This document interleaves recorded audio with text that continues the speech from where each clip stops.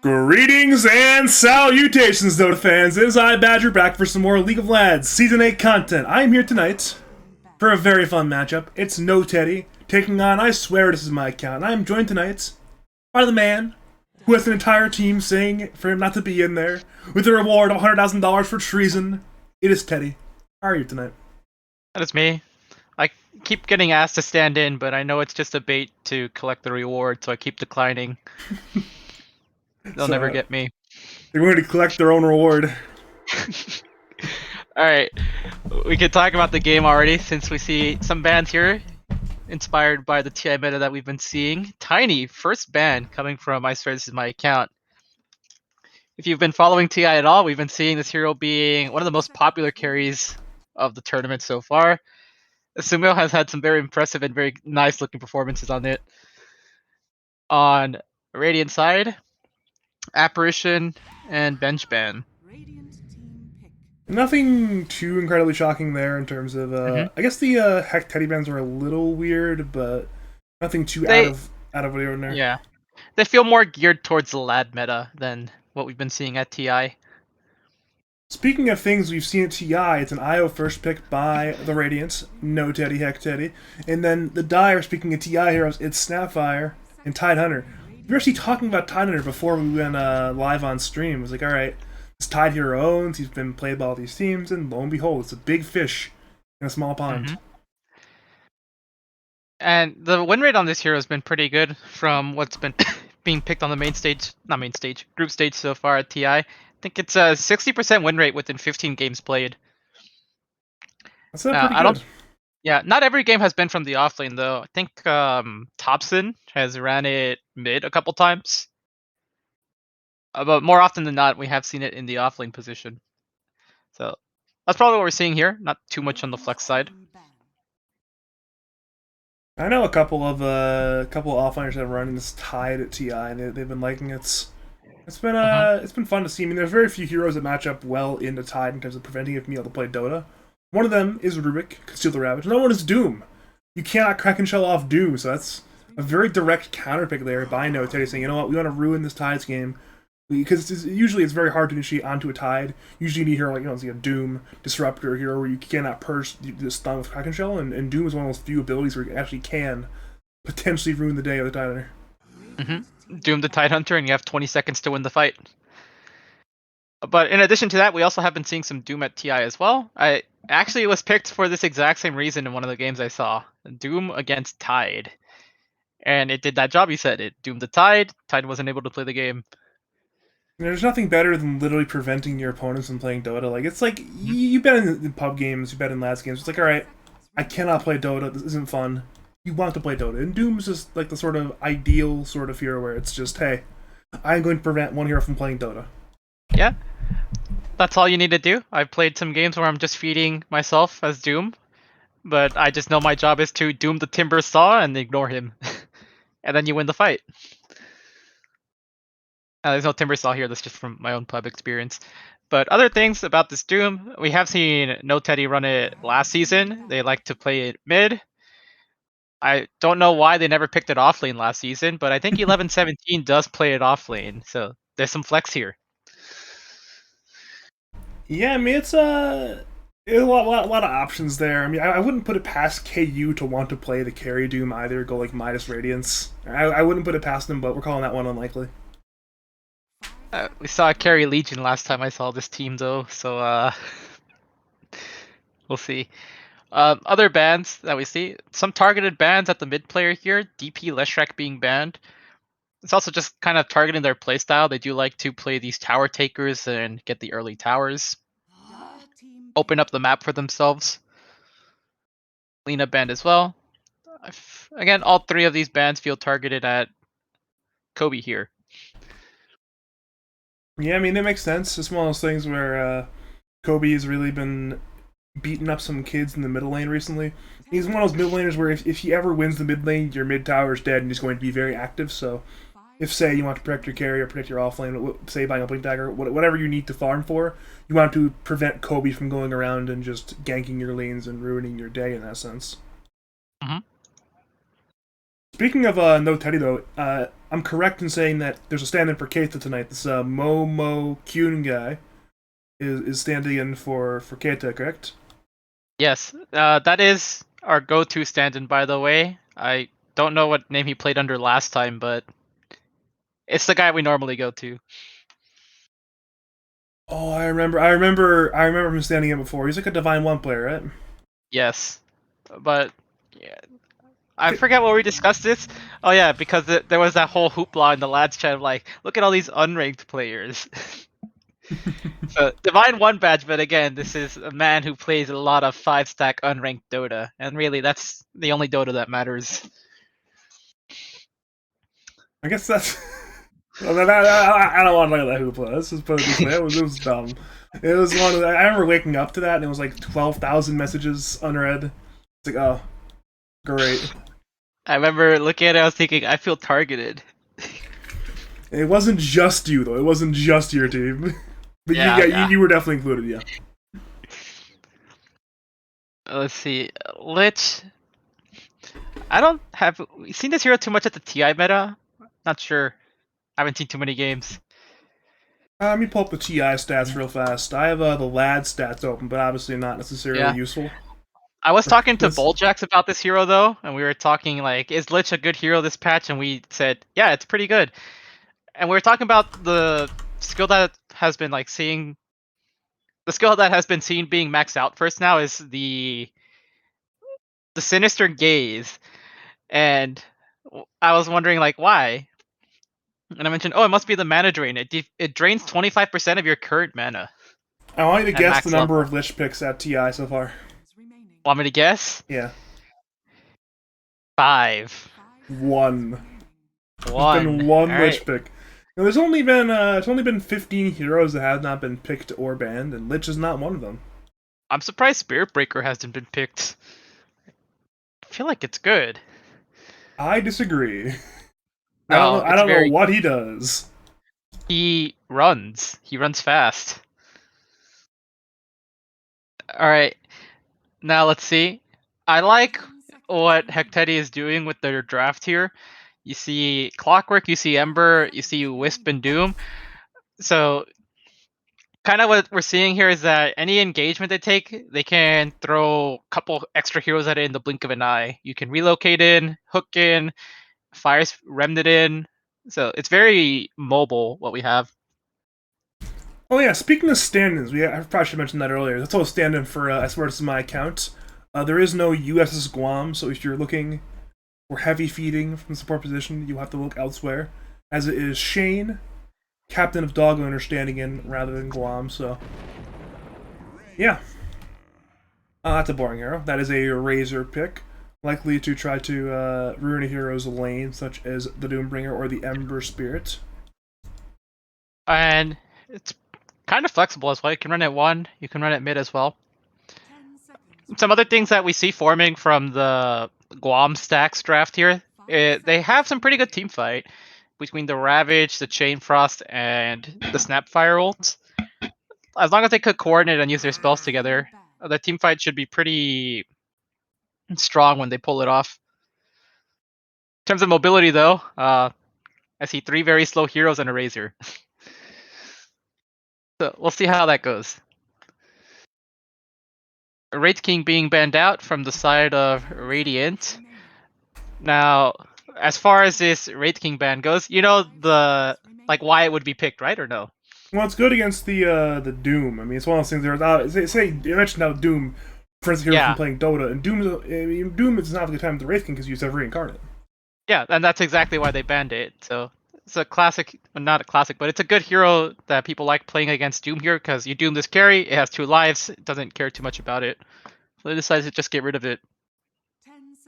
I was surprised they didn't ban it in the second ban phase, given it's probably the only carry in the game that has a winning matchup in the Doom, just straight up. Like, there's nothing Doom can do into that hero. Yeah. Let's see, I did ask my team for smart things to say during the draft, and this was one of them. So they haven't banned techies yet, so they can still pick techies. If you're looking for intelligent things, then they have led you astray, my dude. What? They can still pick techies. they have led you astray.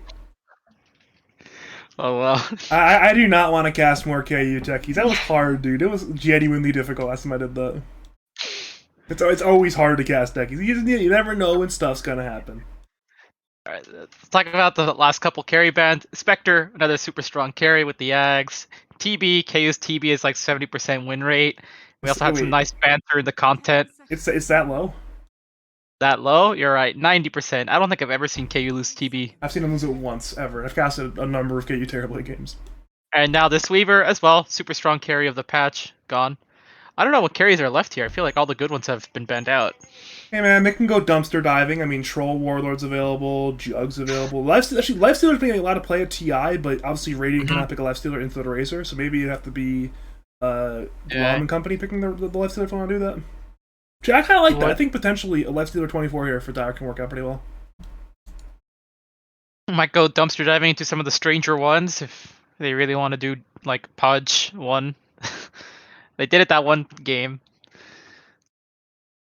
Let's see, Lifestealer, Jug, Troll are the ones that come to mind, but I feel like each one has a tough time against Razor here.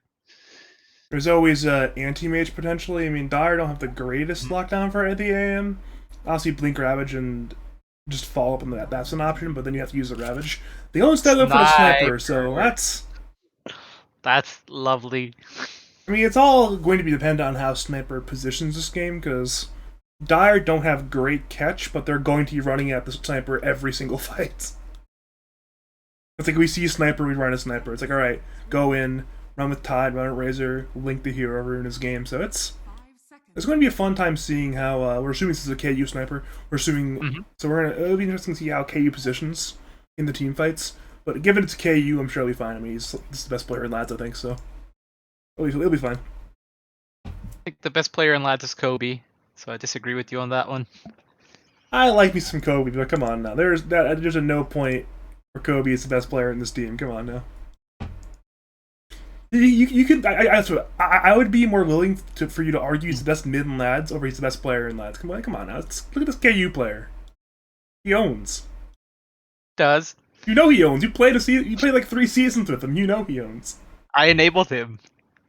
Okay. All Teddy and Kobe apparently. No KU. While we're feeding our asses off, we give him space to farm. Alright, let's look at this last pick. Breaker, yay! This is a. Wait, does that mean a Snapfire? This is a mid breaker. No, it's a mid breaker. This is what? Sick. Now let's see here. How does it match up against everyone else? Ember can dodge the charge. Not the greatest. Clock. I forget the interaction. I want to say you charge through the cogs. Is what I want to say. I'm not quite sure there. Usually you can stun Spearbreaker out of the charge though, right? Yes, you can. I'd be surprised if you can go through cogs. Yeah, you're not charging away from this clockwork though, because you're just gonna get stunned out of it. But we see why it's being picked, and it looks like it's specifically for the sniper. Charge the sniper, tackle him down.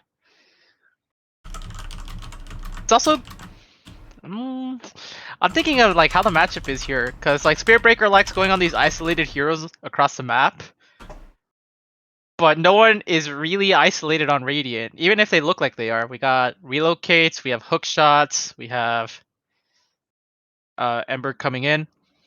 Now, what do you think of this? Is this an Ember position 1, or are they switching it up with KU playing mid?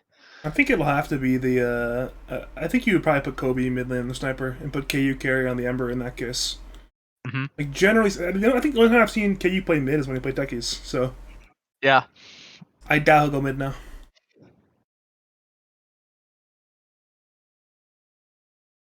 This is going to be interesting though. Looks like they're wait, are they putting the IO4, or are they putting this Weatherman guy on 4 and then Malphite on 5? This is an IO4. Okay. That makes sense. This is a pretty Atlanta Doom. A lot of move speed there. I'm glad that there's a Spirit Breaker pick here. I can talk a lot about this hero. I have like 100-some games. Dota Buff says it claims I'm in the top 80 Spirit Breakers, so... Dear God, that's not an accomplishment to be proud of. Yes, it is. This hero's good. That means you griefed a lot of pubs. I have a 70% win rate. That means you're too good for Spirit Breaker.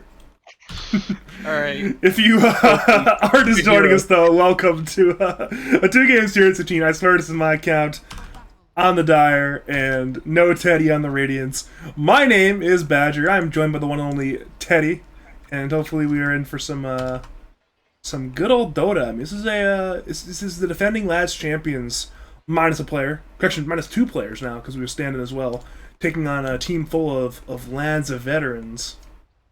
So it should be fun. Alright, let's look at the lane. So it will just be Sniper mid and Ember safe lane here. Trying to see if there's anything interesting coming out of these starting builds. I guess kind of interesting is that the IO has started with the headdress here. Yeah, I mean, Gonna be a lot of we see a number of IOs do that recently, both at TI and also I was watching Ka IO last night, and he started headdress first in one of the 2 games. He picked IO both games, by the way, went headdress first in one of the 2 games, so it seems like it's a situationally good item for good IO players. Yeah, I like it here. Block does have a wind lace, so he'll be able to chase down the heroes with a bit more ease as well.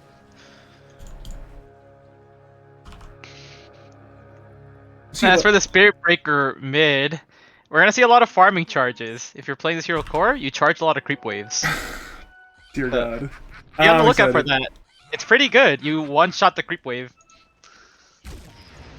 Oh, and the ward mid is scouted. That's a good D ward there for Baker.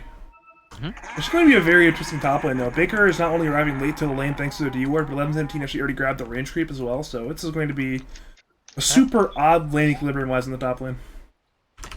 And it looks like that's also blocking, so this should push in pretty heavily here and then counter push.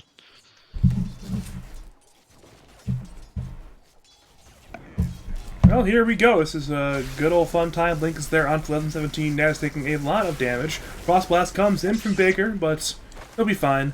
Malefic will heal his buddy up, and you are drawing a lot of lines tonight, buddy. Am I? I wasn't holding anything during that. That's strange, then. That is very strange. Okay. Meanwhile, bot lane, we're seeing a pull. Correction, not a pull. Some grabbing of D wards from the Clockwork, so looks like we're settling into a relatively calm laning phase.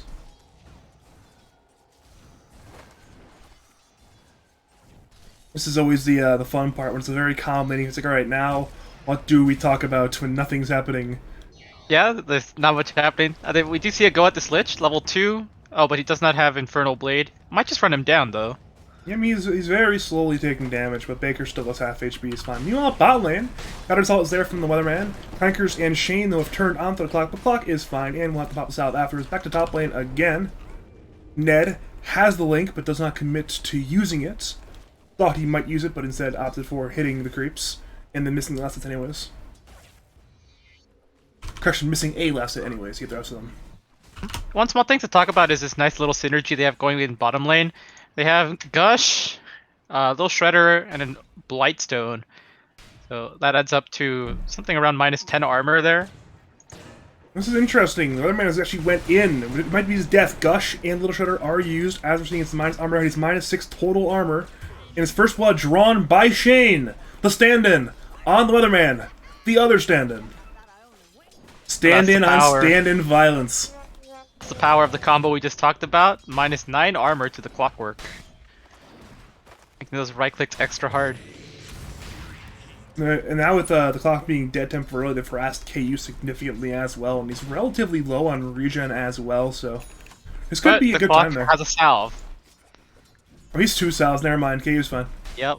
In KU we trust, give them salves. And the Courier's dead mid lane. You very rarely see that, but because Sniper's such a long range, he's able to actually hit the Spearbreaker's Courier as it approached him, which is interesting. I think he also had Take Aim active there, so he one-shot the Courier. His Take Aim was on cooldown when we looked there. I think he used it to harass the Spearbreaker. I thought 2 shots towards the Courier, but it's a little bit hard to tell sometimes from a distance. A lot of trading going on bot lane. Nobody's quite dead yet, but both Clock and Snapfire have taken a decent bit of damage. In top lane, it's Malefic who's being quite the bother right now. Ned and Baker are running at him, but they're just unable to find him in time.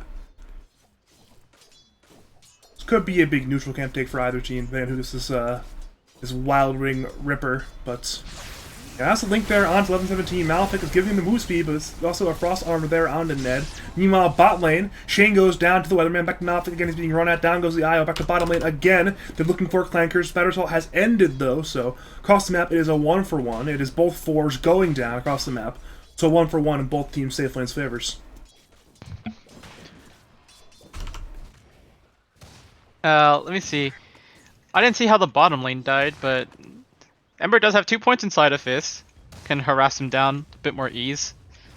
I'm guessing Shane know. probably tanked a creep wave there or something, or maybe he was playing a relatively low HP last time we looked at him, so Yeah. probably just took a little bit too much damage and they committed and killed him. I'm curious as to how the Spirit Breaker is doing. I don't like that he didn't put a point in Bulldoze here. Now, again, I am the Breaker expert here. So, what Bulldoze does, this is a 10% movement speed increase. 10% movement speed increase is more than the 25 charge gives. Oh, we lost Mr. I had it on screen, don't worry, I was watching it. I didn't think it was important enough. Keep talking Yeah. about those. So, again, Charge of Darkness, level 2 gives you an extra 25 move speed, but that pales in comparison to 10% from Bulldoze. And this hero, all his damage is based off move speed. You want to move as fast as possible. Not having Bulldoze is preventing you from doing that. Yeah, honestly, I think I learned more from you talking about Bulldoze than the people would have learned about me commentating Doom being run up by Razor Static Link, so thank you. Sure. I don't know about you, but okay, actually, I know you do play Spirit Breaker. I know most people out there do not play much Spirit Breaker, so. Meanwhile, top lane again is another link there on 11-17. The Doombringer is still being run at by Ned, but Malefic gives him the move speed. Treeheart is charging him, but he's not level 6. He may die at the tower anyways. He is now under that tower. Flash Blast is 11-17, goes down to Ned, but now it's League of Legends Kobe TPing in, looking for Ned. Ned is almost dead, needs one more hit. Shrapnel is popped. Ned will go down. Ends up being 1-for-1. They're running at Baker, though. Meanwhile, Treeheart is TP'd mid, back to mid. Baker's being dove under the tower, but he's juked in the trees away from Kobe and Malefic. So it ends up being a 1-for-1 trade. Carry for offlaner. Alright. And that's probably in favor of Dire here. Because like you said, it was offlane for their carry. And it's also a Doom. So this guy's going to recover with Devour here as well. Well, it's now another charge attempt bottom lane looking for KU, and they're setting up with Ned as well. I think they saw him TP. My cookie here? Well, they found KU. Their strike is up and used. KU is low. He will start his dodge some of the attacks from Baker. Shane may go down, but KU's already dead. Now Link is there on to Weatherman. The Clockwork is in some severe danger. He will go down. Ends up being 2 kills for the Dire. They commit 4 but grab 2. Meanwhile, top lane, they're diving for Baker, but there's no TP cancel in time. Baker gets away. It will mean, though, that Dire forfeit their top tier 1 towers. 3v1 plus that minute 5 siege unit still being alive. Minus tower. And the mid lane's actually a pretty nice spot for Breaker to charge from. Because you get to either side of the map there very quickly. And I can't draw my line. It's not letting me. The ones on the main map? Yeah, I meant to try draw someone from like mid to top and mid to bot. Oh, they broke that. Yeah, they broke that. Oh my god. Alright, point of disagreement here. I don't like these treads. For the same point, you want to move as fast as possible. Phase boots lets you charge even faster. And really, like, maybe the idea is this might let me farm faster because I hit creeps faster, but you get more out of the nukes of Charge of Darkness with the phase boot. I'm gonna have to trust you on that one. You do? I have to trust you on that one. I've written the blueprint on this hero. I've gotten the right commentator on this evening. The Spirit Breaker expert in the house. And really, I'm just going to be flaming this guy the whole game, probably. It seems like it, yeah. We may be seeing the bottom tier 1 inside of the Radiant being sieged, though Dire are there, perhaps looking to turn into an even tower train across the map. And Radiant only have the Clockwork, who's level 4 right now, as Treeheart and Baker hit that tower. And with no TPs coming in, it will be both teams' safe lane tier 1 going down before minute 10 even. So it could potentially be a big fight around minute 10, mid lane, with those minute 10 siege units. And actually, they might just look to freeze the mid lane here. That's why Tide set up here, because you can't push the tower into the Tide. He's just gonna clear the wave. And as for why that bottom tower fell, they just weren't set up. No one there to actually clear the creep wave. And they didn't want to commit the resources to fight that. There was no fort either. Yeah, I mean, I think they had the TPs. They just didn't want to defend it. Yeah, they didn't want to, because no one was set up there. The creep wave's already in. Your creep wave's dead. It just looks bad. If looking over items, nothing too shocking there from 11-17. It is that phase into Midas. He's picked up a Soul Ring as well, so he's been using a lot of mana regen apparently. It's like, alright, I'll buy the Soul Ring and will give me more regen.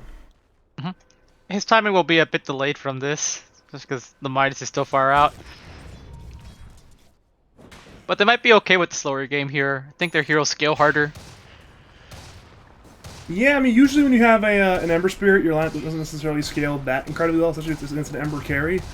But when you have a Sniper mid, and the enemy carry is a Razor, and the enemy mid is a Spirit Breaker, you will absolutely scale better.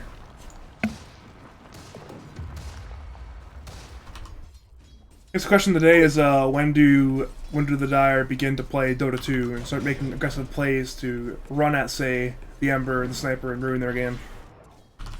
When the Spirit Breaker gets his Shadow Blade.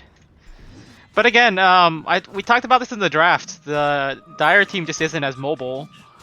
So sure, they have Spirit Breaker, but with like what follow up? There's no one that can really go in very quickly afterwards. They are a more team fight oriented draft, and they do have. Oh wait, actually, Snapfire is still level 5. Yeah, I'm not sure where the Dire Tome is. Where is the Dire Tome? It might have been used by the Lich already. They're just... Wait.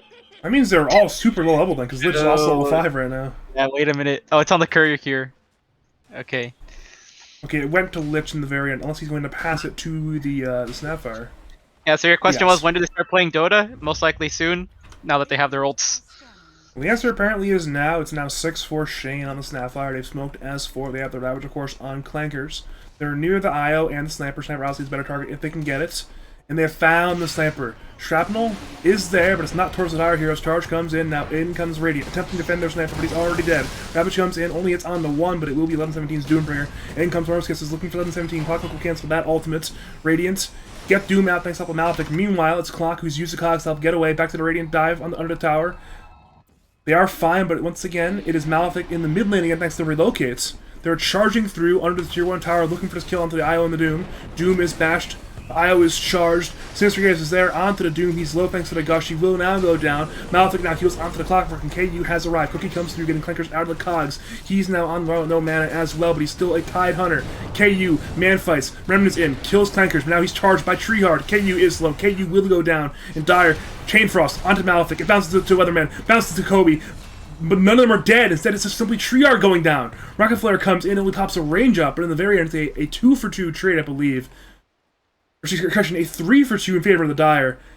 Absolutely wild Dota 2 there going on. That's a long extended dive there. Yeah, and they were able to sustain that dive just because it got rid of 2 cores right off the bat. Sniper dies here, and Doom gets ulted and dies over here.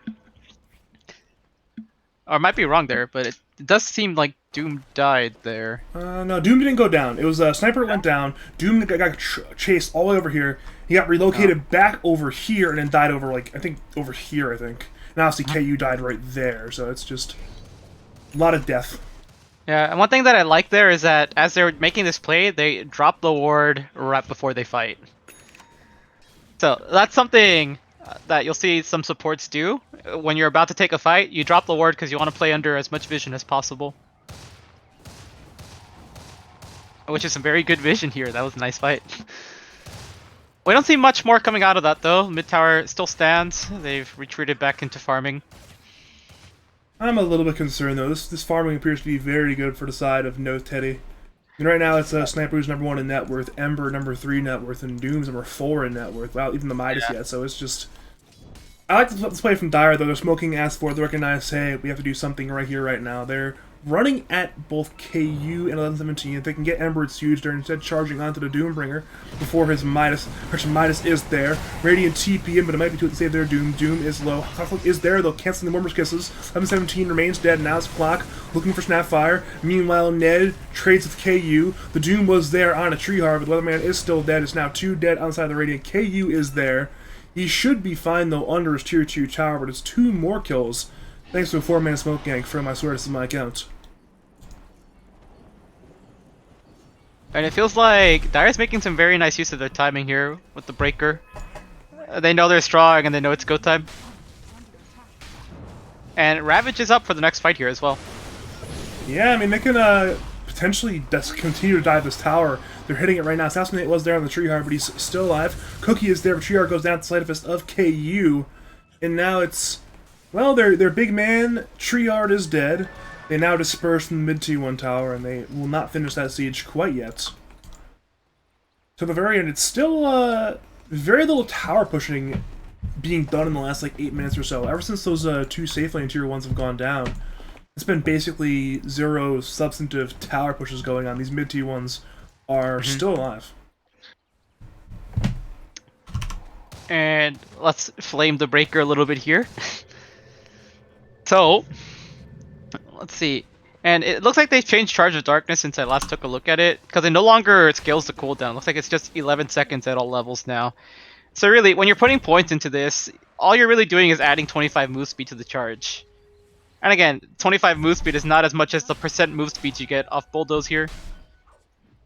So to skip Bulldoze entirely, I think it's a huge mistake. Unfortunately, we cannot yell at Treeheart loud enough that he'll hear us. Uh-huh.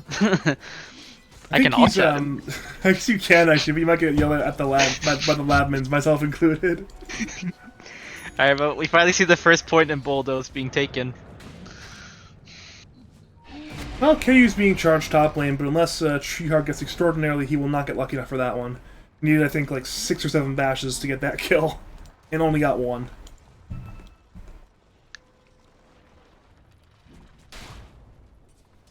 You mentioned about 10 minutes ago how Tide is a great hero to simply defend the middle T1, ensure that the Radiant cannot push into the dire side T1, but yeah, I never thought it would be this effective. I mean, it's just still there. They haven't been able to kill this Tide. This is probably him at his most effective. Pretty tanky. He does have a hood. Only 1 point in Kraken, but it doesn't look like Radiant pumps out too much physical damage just yet, so it doesn't matter. I find that interesting how like a lot of the pro Tides have been prioritizing Kraken first, but the lads Tides have not caught up yet. It's not just Clankers. Snow did it, I think, yesterday as well. He went for the 4-1-4 build on the Tide. Only got 1 point in the Kraken shell, so maybe the lads Tides are not either up to the pro builds, or they just don't like the pro build. And they'd rather have the offensive potential of that 4-1-4 build, rather than the tanking potential of the, say, I don't know, like a 1-4-1 build.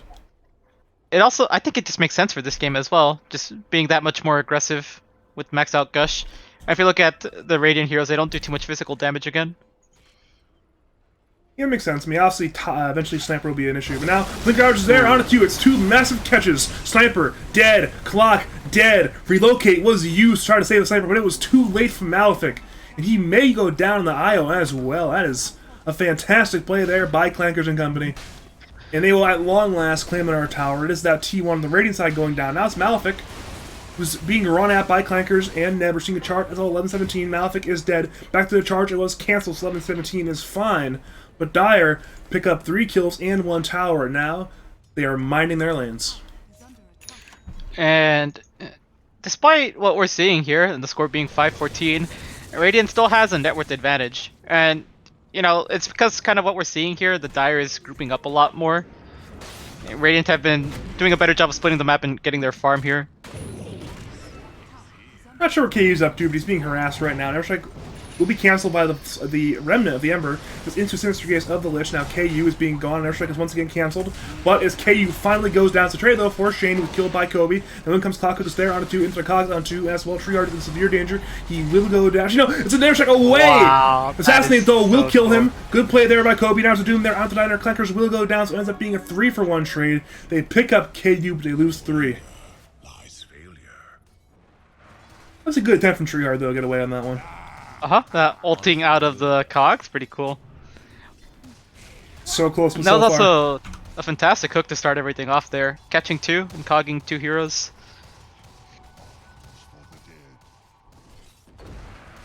So, back to the last point we were making. If you look at the last hit, you can see that 3 of the top 4 last hitters are from Radiant side here. And one of them is a Doom as well. So Doom also has the extra gold coming in from his Midas. Yeah, from his Midas and Devour. Corresponds with net worth as well. I mean, they have 3 of the 4 highest net worth heroes. I mean, it's really Razor keeping up with the Radiant cores, but both Treeheart and Clankers are not keeping up right now at all.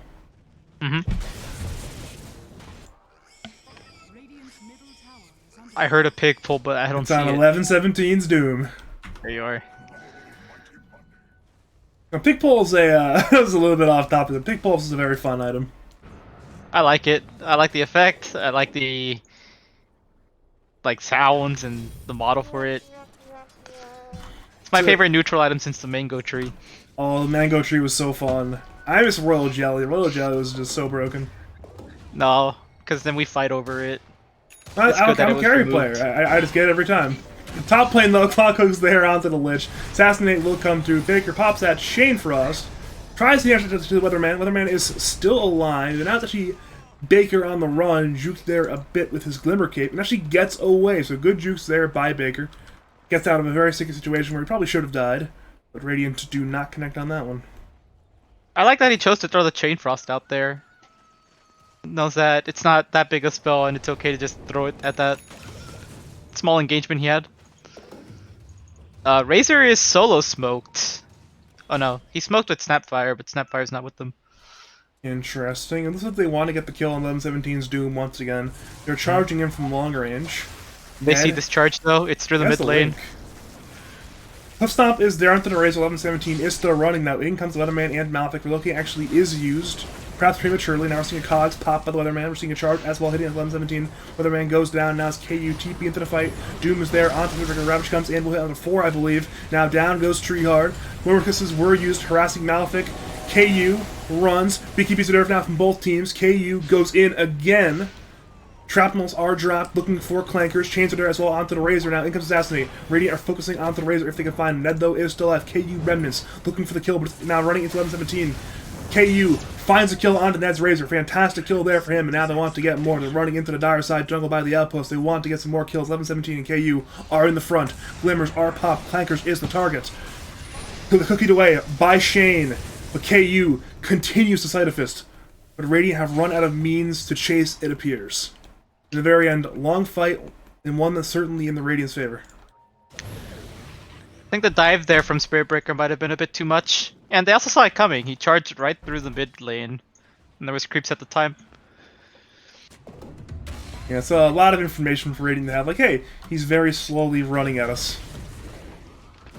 I get it 710 move speed, but 710 move speed is not that fast.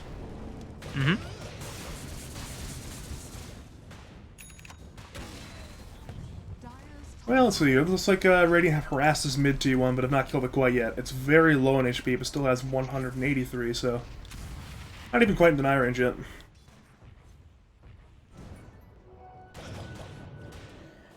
I'm feeling very good for your boys, though, on No Teddy. Feeling very, very good. Looks like they're in a very good position right now. I was gonna say we saw a farming charge there. He killed 3 range creeps with it. But I think that's also maybe the first farming charge I've actually witnessed. He hasn't been using it too much to farm. And we do see that he's a bit behind on net worth. He seems to be remedying it though. He's using a couple charges down here in the bottom wave. Yeah, it helps, but at this point it may be Too late. a little bit too late. Where I mean, right now Dire's network situation is bad. Like, usually you expect Radiant to have an advantage in network because of the Doom, but it's not just the Doom. It's the Sniper and the Ember and the Doom, all well ahead of everybody but Ned. And sure, Tidehunter may be tanky, but when he's half the net worth of the hero attacking him, it's suddenly not so tanky anymore. He also becomes a melee creep when he gets doomed, which is actually might have been one of the reasons why he only put 1 point in Kraken Shell, because it's useless against the Doom.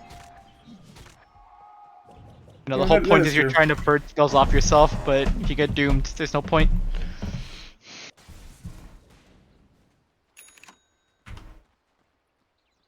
Let me see. As far as game plan is concerned, I think Raiden is perfectly fine, just taking things slow. And again, if anyone ever gets gone on, you see that global presence. They have Wisp, they have Clock, they have Ember Spirit. Yeah, I mean, this is, they have all the tools they need to go late game. They have good spells, they count enemy hero, they're well ahead, and the lead will grow the longer time goes on, so it's just... It's one of those things where it's been a very similar story to a lot of the games in... This, I swear this is my account team, in which they missed their timing window. And they may be grouping the smoke at the tri-camp right now, but... The longer the game goes on, the harder it will be for the Dire to do much. I mean, they have great team fight potential, but the damage is just... really not there. I mean, the only damage they might have is eventually when Ned gets, say, Aghanims and Refresher, but he's still a bit away from having Refresher. I mean, he has the Aghanims now. Maybe that's their timing point. But, yeah, this is a very important play for Dire. Looks like they'll be smoking at with the 5-man timing, with the Razor Eggs. And they need big kills here. They need big kills. And they might not find them, because now Sniper has his BKB as well. Ember has his Ags. So while they were kind of spending all that time doing whatever, Radiant has completed a couple big items. Well, Dire of smoke, they found Radiant throwing tri-camp, but it's a hard fight to take. Ned leads the way, Clankers comes on in, now Doom. He already dooms onto the Tide, it's a disaster. Clockwork is there onto Ned as well. Ned is isolated. Clankers runs away, Treehard runs in, looking for whoever he can find. It's a Sniper.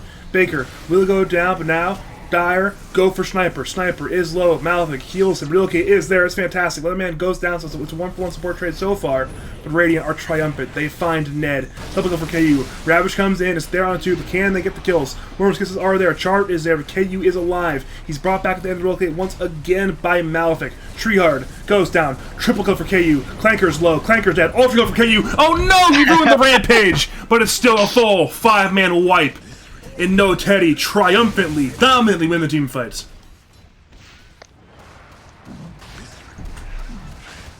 Let me see, whose ward is that? Was this ward placed mid-fight? Right? Had to be, right? You mean this one, right? Yeah.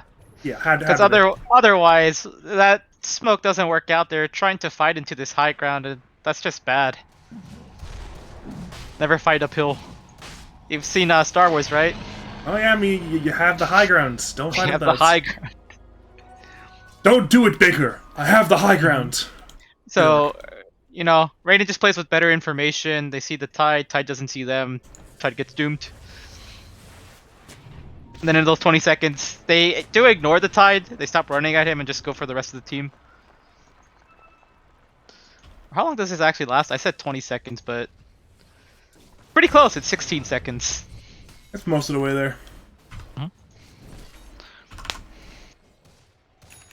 Yeah, that's not the fight they're looking for, and it's kind of all this team does, right? They fight, and if you're not winning these fights, it's not looking good.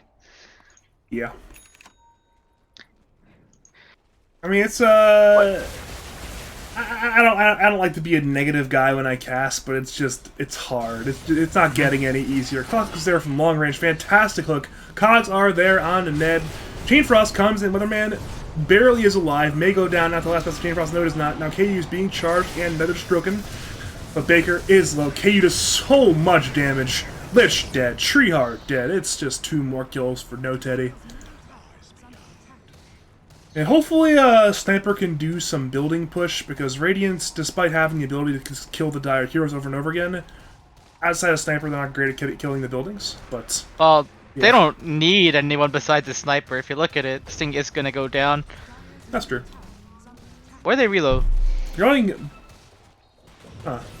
I don't understand this play. I think they were looking for Ned, who was in the trees, but they were, maybe not, actually. I'm not sure what they're doing down there.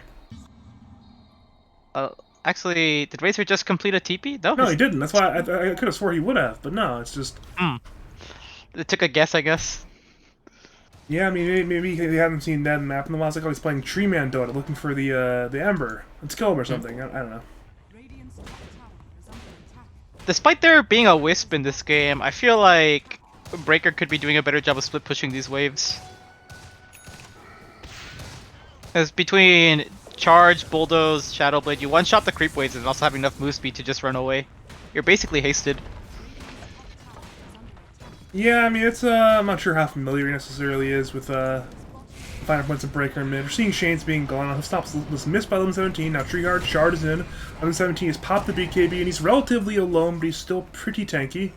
His Midas is off cooldown, but he's actually the one who's running in at multiple heroes. Meanwhile, Radiance siege the bottom tier 2 tower. As that happens, Dire killed the Radiant top tier 1 tower. Back over to mid lane, Chard is there onto the clockwork. Ned is searching. Link is there. Force Snap already used by the clock. Clock will go. Actually, no, he's healed by Malefic. Now in comes KU, who's fighting again. Chainfrost comes in. Lich, dead. Surtrigger, dead. Clock, now dead as well. But Dire are running out of HP to lose. Clankers is the target. The Doom is there. Tide can no longer play Dota. Meanwhile, KU runs at Shane and Ned with his remnants. Back to Clankers. He dies. 717. Back to Shane. He has the Lotus Orb, but he's being hit by the sniper. He will eventually go down as well. KU is godlike. 11 and 3 on the Ember Spirit. And we are at the point now where it's time for No Teddy to go high ground. And it, yeah, they have another creeper coming in. It will be probably Raxir. Most likely. If They still have they had Ravage Tide for the next buyback, fight. if they had Tide buyback, this is defendable. But without Tide buyback, it's just so hard. What do you think of Tide going for an Axe here? I don't like it. Could've- We're seeing Razor just dead. Yeah. But now Lich is being run at again by KU. The Ice Spire is there on the ground, but KU dies all the way to the fountain practically. Malefic is there, backing him up. Treeguard. Man fights with the Ember Spirit. Link comes on into Malefic on the Wisp even. Malefic Ravage. is the target. May go down. Ravage comes in, will hit on the 2. Malefic now dead. KU. Will he die? Yes, he will. Huge kill there, but as that happens, Kobe and on 17 grab the mid set of barracks. Even though KU feeds with his buddy Malefic, they still get a full set of barracks in the middle lane. Dive is also just them having fun. It's also a lack of discipline. Oh yeah, I mean absolutely. It's not the first time this team has done a lack of discipline play. Well, let's see.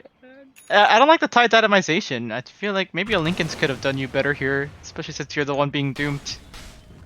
See, we're not even necessarily leading any of our spells other than the Doom. Like, their Lincoln's popping spells are not great. I mean, it's Assassinate, Force Staff Staffs. from the clock, and that's about it. The Tide seems, I mean, not Tide. Axe seems a little bit greedy here. A little bit of a misplay. I mean, if they were playing a winning game, the Ags would be good to allow them to Yeah. parlay kills into more kills, but they're not playing a winning game. They're playing a very heavily losing game. I mean, there's nobody in the right mind would say the Dire are winning the Dota game right now. I mean, they're down a set of barracks. They're down 19k net worth. They're even down by 2 kills.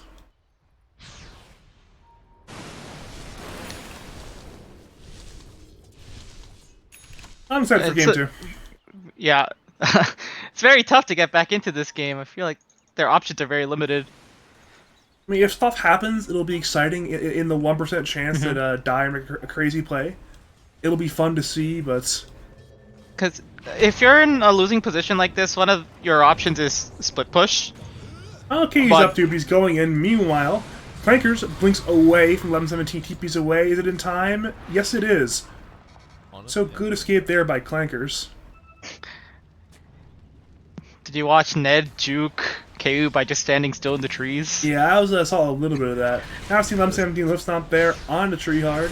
Ice Spire and the Chain Frost are there. Baker's attempting some kills on his way out, but his life will be forfeit quite soon. Assassinate finishes that man, and Chain Frost does not kill anybody, simply doing some damage, so it's minus Lich, that man's in the grave, and... Well, I mean, it's now No Teddy going as 5, going forward, doing some real Dota 2. We're seeing a charge onto the IO. They need this kill. The break is there from Silver Edge. IO is there. Strike T will go down, but now Radiant are fighting. The Doom is there onto Ned. Ned will go down. Maverick comes in, move on to 4, but can it be enough to fight? 1117 is dead, but Treeheart is low. Treeheart is dead. Now it's Clankers fighting in the 1v3. He's Hurricane pegged back into the Ember Spirit by the Sniper. Down goes Clankers. And it's only Shane. The Snapfire's still alive. It's just very sad for the side of, I swear this is only my account. But if we check the game stats, they have a 6% chance of winning. Huh. It's still winnable. I'm surprised it's that high, to be honest. Kind of what I was saying earlier is, you know, if you're in kind of bad situation like this, one thing you can do is try split pushing, and in split pushing you divide the team up. Maybe you can take a favorable engagement. But it's very hard to do against the Radiant team. They have these global presence heroes, and you can't perform the BKB TP play either. Oh, we do see it go on the Lich. Yeah, Baker's being gone on. He should be dead here. Dustle's popped down, goes under the 3 or 4 towers, and... Well, it looks like Teddy wrapping it up now. Yeah, and you can't do this BKB TP play against this team either because they do have a clockwork. It'll be cancelled. And again, just limiting the options even further. You can't fight, can't split push. What are you gonna do? We do have Shane still split pushing in the bottom lane. He almost grabs the bottom tier 2 tower, but it's not a replacement for your top set of barracks. They will go down. Clankers has no Ravage. He goes forward with the Gush. Misses it. Seeing a charge now onto KU, but KU has some HP. He's being gone on with Nether Strike. Cookie comes in looking to stun KU, but it misses now. Treeheart tank sniper right clicks and goes down to KU. Hookshot comes in into Kazan too. Both of them should be dead. Both of them will go down. It's now only Ned alive, who is going in, looking for every kill with his Blink Dagger, tries to find a sniper, the backline sniper's forced out away, and now Wormskisses comes in, Weatherman may go down, but Ned will be the trade if it happens. Ned is low, Ned will go down. Clock is still alive, and now it's League of Legends, Kobe, going down to the Lich. Lich is assassinated, he will go down as well. Triple kill for KU once again. And at this point, we can say, with a degree of confidence, call GG. Unplayer controller, forfeit, please. Oh no. I want to say to not forfeit, because they still have a 1% chance. Seeing Shane missing his spells onto a stationary clock, he's doomed. Yeah, they're XDing. They know it's they know it's lost. It's a full 5-man wipe, by the way, but this one's over. All right, well, let's see. We can talk about some things I think Dire did well here. Those early engagements were pretty good. They were successful. They're running the train and killing 3 out of 5 heroes. But I think part of the problem there is that they didn't really pivot it into opening up the map anymore. So like we see that they win the fight, but I think they won 2 fights and the Radiant mid tower was still up for a bit. So you can win the fights, but you're not taking these towers or objectives. It's a 5-man. That's a 5-man ravage, by the way. I just want to point that out. It's a 5-man ravage.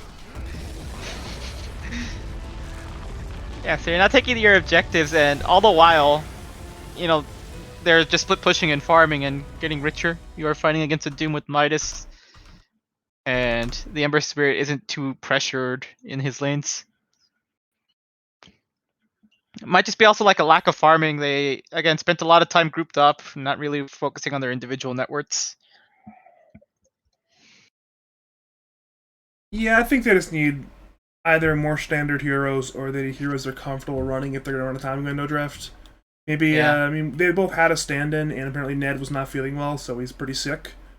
Not sure if a timing window or into draft was ideal given the circumstances, but I mean, sometimes you lose Dota games. They would have won if they put a point into Bulldoze before level 10. So the alternate timeline is what if Treeheart skills this hero correctly, playing the mid-Spear Breaker. Alright, is the next lobby up yet? Let's find out.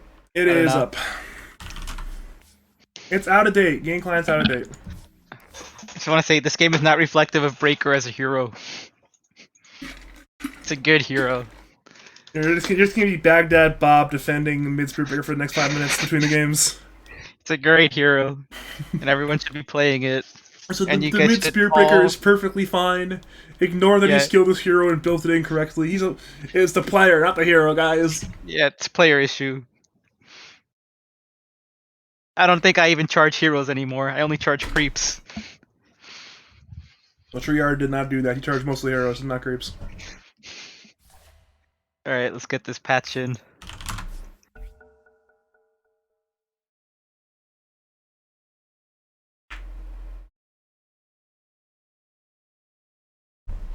Game 2, Game 2, Game 2, Game 2. Hopefully I can be excited for Game 2. I'm excited. Game 2 will be different. It's a new Dota game. Hopefully, I swear this is my account, we'll play Dota properly this game. Pick some real heroes. Game 2 will be great. They're gonna win. Because I'm hoping that they either pick real heroes or correctly skill their bad heroes. Ay, ay, ay. Alright, my game launching always takes a bit, so we'll just have to wait that out. In the meantime, we can talk about content. What did you think of the banner and logo and overall package rankings? Would you say they're correct, or are there any hard disagreements that you have there? I remember watching it live. I felt pretty good about how it was. I'm double checking it right now, just making sure everything's good here. I think ETW's thing is a little bit underrated. It's kind of like good meme. It's good meme value, you know, where it's just ET's face in a terribly cropped picture. Yes. We said that we can't put it at F tier because that would be rude. Would never put another person's face in F tier. You put Super Jiro in the F tier though. I hate Super Jiro. Do you not love your daddy? I hate Super Jiro. Your Super Judo? It's I had like mixed opinions before the meme, and then we played the meme, and I was like, this is F. Straight to F. Dude, just imagine fucking Snow posting that like every day for months straight, dude. Are you serious? Not in Where? not in the last Discord, in like the Snow Discord and a couple private Discords, but Yeah. he's been a big fan of posting that. It's been like him and Artorias from Flesh and you just posting that shit. By Super Zero.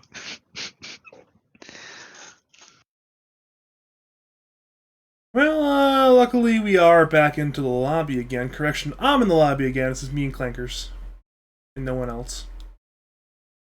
Oh, bring me in. Wait. Is this correct? That's correct. I'm being told that they forfeited game 2. They did. I don't know. That's what Malefic's telling me here. Stay in the lobby anyways. Maybe he's trolling. I mean, it'd be unfortunate. That'd be a very abrupt end to the stream if it is forfeited game number 2. Can cast this Cub Hub instead. I may just call it if wait a minute. Is anyone? Yeah. I think if it's over, I might just take a nap before TI. That sounds good. Get a fucking 4-hour nap in, and then wake up at 3 in the fucking morning for TI. I might go watch the Bond movie. That's out, right? I have no idea. Sounds like a fun time. We're not talking about Dota. We can talk about movies. Are you excited for the month of October? I think it's stacked. What movies are coming out in October? We have Bond today. Then we have The French Dispatch, which is a Wes Anderson movie. Then we have Dune. And then we have Last Night in Soho, which is a Edgar Wright movie. Yeah, I am nowhere near cultured enough to know what any of that is. Damn. It's not cultured, it's just... I feel like all my favorite directors are doing everything at once. It's so much fun. I'm not a massive movie buff, to be honest. If we're being real here, I only watch like maybe a movie or 2 a year. Oh, I go like this October to December. I think I go like every week. If you're a fan of movies, usually the good movies come out around now, so I might as well. Mm-hmm. It's gonna inspire my content pieces, movie posters, but with teams. I think there is a forfeit, right? I mean, they didn't respond to you, but... I mean, I have not been messaged by anybody saying it's a forfeit.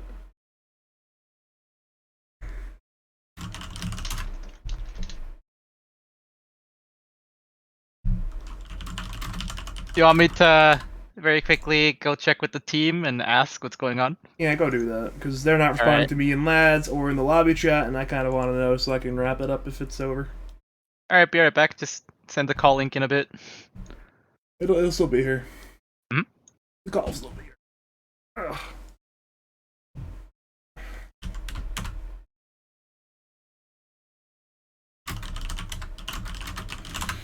We may be wrapping it up, though. From what I've seen, we may be getting a G2 forfeit from, I swear this is only my account. I believe that game forfeit will put them mathematically out of playoff contention. it's already pretty bad. I mean, they're 2-9 now, so if they go to 2-10 via the forfeit, their season is just over at that point, pretty much. Been a relatively disappointing season for a lot of Lance veterans. Obviously, Baker, Guam, Klenkers, Ned, Triard, all names Let me that have been see. in Lance. So it was in the post game, and I don't think we see that, but I'm sending you the screenshot now. I believe you. There you go. All right, then we are seeing a G2 forfeit. So I guess it's over. I mean, thank you, Teddy, for joining me. Do you have any final words, call outs, shouts to say to the people of Lads and twitch.tv/Badger Pablo? Spirit Breaker is a good hero. We'll be seeing it being picked up at TI. They just don't want to show their hand in the group stage. That is all. Alright then, we're gonna call it one copium, but I digress. My name is Badger. If you enjoyed my casting, want me to cast your games, cast your tournaments, contact me on Discord. It's Badger5713, or contact me on Twitter. It's twitter.com/BadgerDota2. I will be back for some more Lads casting on a lot of days over the next week and a half or so. I believe I have a cast tomorrow. Correction, I do not have one tomorrow, but I will be back Sunday and Monday. Or sorry, not Sunday. Sunday and Tuesday and Wednesday and Thursday for some more League of Legends casting. So I also have something that's scheduled tomorrow. I will see you guys on Sunday at 10 p.m. Eastern Standard Time for Anti-Meta versus First Team All Cursed. Thank you for watching, and as always, have a great night.